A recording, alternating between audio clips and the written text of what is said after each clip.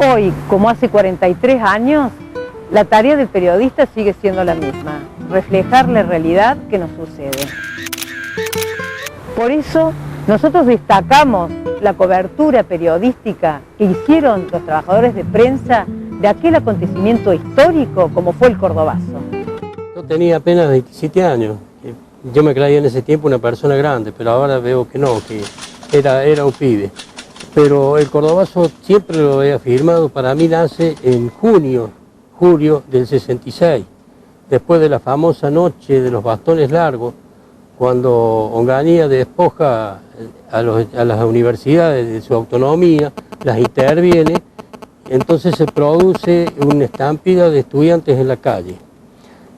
Al poco tiempo la política monetarista de Krieger-Bacena, que puso fin a las paritarias y a los aumentos salariales y estableció pautas muy rígidas, llevó a que el obrero y los trabajadores salieran a la calle. En la calle se encontraron trabajadores y estudiantes, y se fue amalgamando una unidad, una férrea unidad, más allá de que algunos no la querían. Se fue haciendo la unidad. Esa unidad terminó en el Cordobazo. En los principios se diagramó 4 equipos. Se diagramaron 4 equipos de periodistas y fotógrafos que concurrieron, unos a la salida de la entonces ICA Renault, los otros al complejo industrial FIA, otro equipo se paró en las inmediaciones de EPEC, y otra gente también cubrió la parte de la universidad. Yo tenía 21 años cuando fui a filmar. Yo trabajaba en una productora que brindaba los servicios, contrataba los servicios para Canal 12. El noticiero era el Reportereso, que se emitía en Buenos Aires, pero es el Reportereso Córdoba. En esa oportunidad habían dispuesto, yo con una cámara, a filmar los lugares estratégicos de la ciudad. O sea, dónde estaban la policía custodiando los edificios oficiales, los bancos, la caja de jubilación, todos esos lugares estratégicos, porque se sabía que se venía una situación difícil. Yo era ayudantón, estaba encargado de organizar el archivo de la empresa que estaba en la zona de Colón y Tucumán. Y ese día había salido para venir a trabajar, tenía que llegar más o menos al mediodía. Claro, no había transporte, no había nada, paro. Cuando iba bajando y cruzo el puente, vengo de Alta Córdoba, cruzo el puente, llego a la Plaza General Paz, que era un tumulto de gente. Yo no sabía porque estaba ahí atrás, pero se iban llevando las cadenas de la plaza para el centro de la ciudad. Eso me enteré después, al otro día, porque en el diario se veía la foto.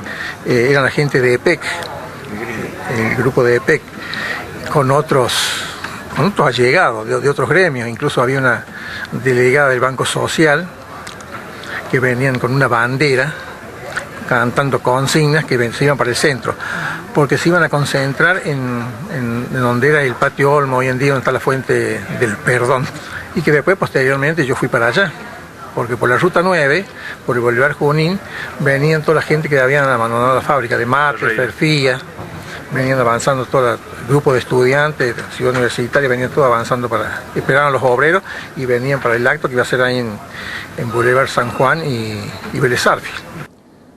Cuando yo no podía informar por la censura impuesta a LB2, pedí permiso, me ausenté del trabajo y me sumé a las columnas de Les Mata que la estaba cubriendo Héctor Gallardo. Y nos juntamos y bueno, ahí vimos la gravedad, la decisión férrea de los trabajadores de Les Mata de llegar al centro, a cualquier precio.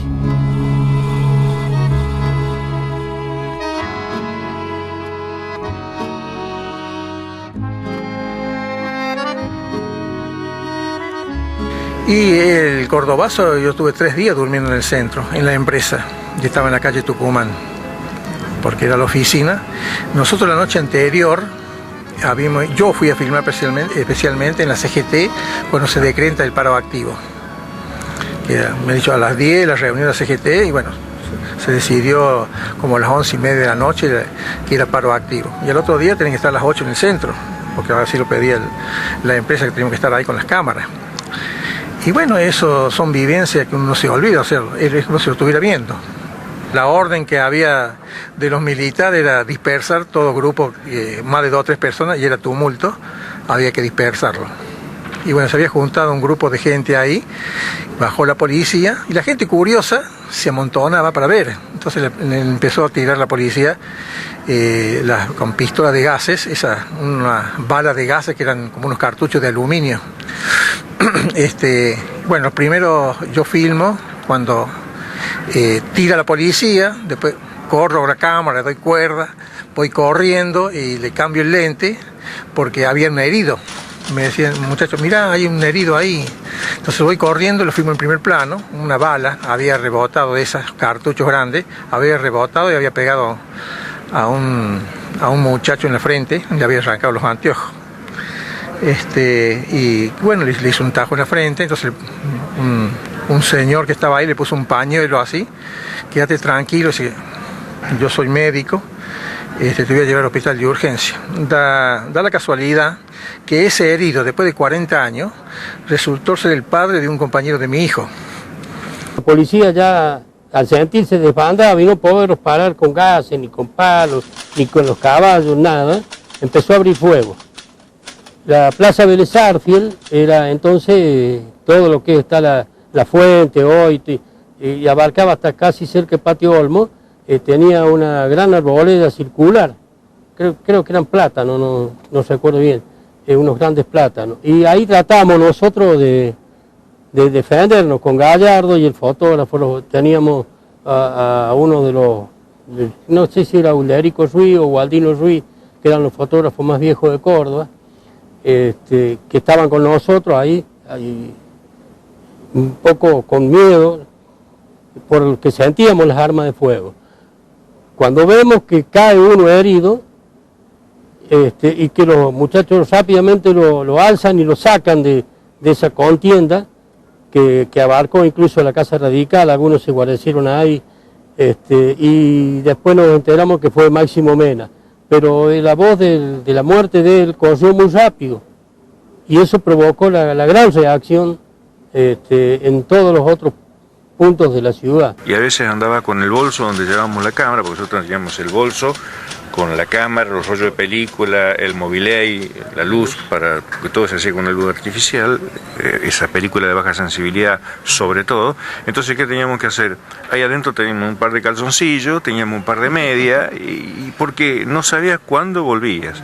Y de comer ni hablemos, ¿viste? Donde te agarraba. Eran días muy complicados. Avenida Pueyrredón, ahí vuelven a hacer la gasear todo, ahí no sin discriminación, incluso se abrió fuego. Y de todo se metieron por lo que es la vieja Nueva Córdoba, esa Nueva Córdoba de entonces. Y recuerdo que en el medio de ese fragor tuvimos la ayuda de algunas casas que nos dieron agua, nos dejaron mojar la cara porque los gases era insoportable.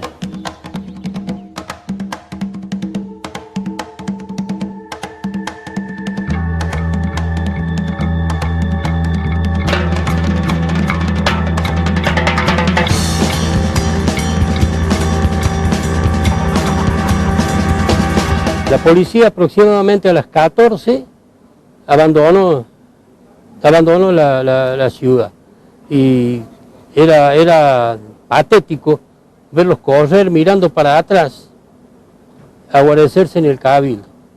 Acá en la zona del Ministerio de Obras Públicas, que entonces estaba sobre Boulevard Junín, hoy Boulevard Iria, ahí los muchachos con los adoquines le pegaban a los caballos, algunos caían muertos. Les van de total. No se esperaba tanto desastre, desarmaron todo, voltearon la ciudad. La gente colaboraba de los edificios, le largaba cajones, madera, papel para que se enmarricara, gomas. La gente ayudó mucho a la protesta de indignación social. Fue una noche terrible porque decían que había francotiradores, y me acuerdo que nosotros, de los pocos que podíamos ver por los ventanales, los soldados parapeteados en las paredes, y cuando sentían un ruido salían y tiraban. Así que hubo más muertos, no me explico. Se habló de 45 a 50 muertos, otros dijeron que fueron 14, nunca hubo o un informe oficial de la cantidad de muertos.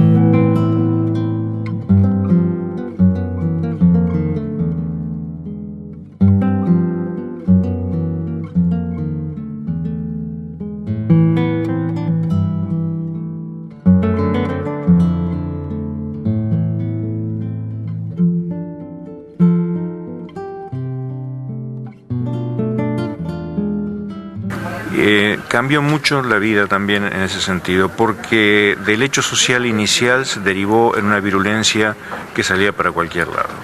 Una de las más grandes explosiones populares que yo pude ver en Córdoba y en el país, ¿no? Porque tuve posibilidades después de ir a otras expresiones de protesta, pero creo que el Cordobazo marca un hito en la historia político, sindical y gremial de Córdoba.